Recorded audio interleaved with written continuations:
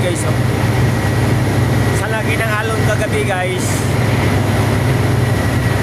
kumila po yung mga lumuwil ko ng mga langis, oh.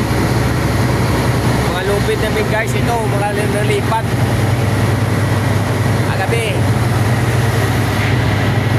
Ang laki ng alon, parang tataob na kami, hindi naman kami makabalik, hindi kami makaikot-balik magtago.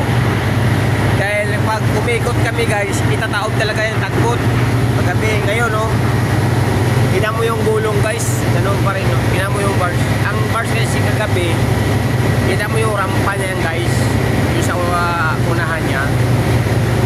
Nagkakabo na yan ng agad kagabi, kaya hindi kami makaikot sa lakas ng hangin. Kasi naka-open siya kami dito guys, oh. Mas na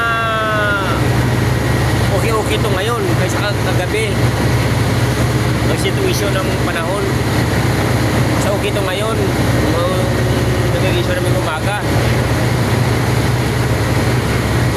Ngayon to guys, ha, kasi i-upload ko to ngayon guys.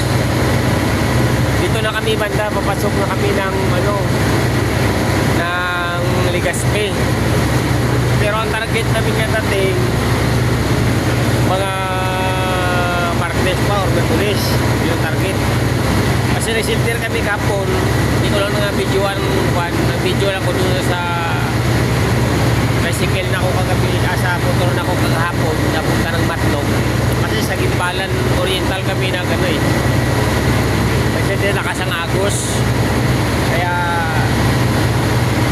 hindi ko na video dahil busy din kami. Hila lang lobit kasi tinutulungan namin kasi napakahaba ng lobit. Inubos kasi yung 200 meters guys, ayan o. Tingnan mo yung bars na kayo, diba? Nagaswil dahil sa laki ng gulong. Paggabi, talagang alod yun, hindi gulong. Kaya nagkalat ako gabi guys, oh.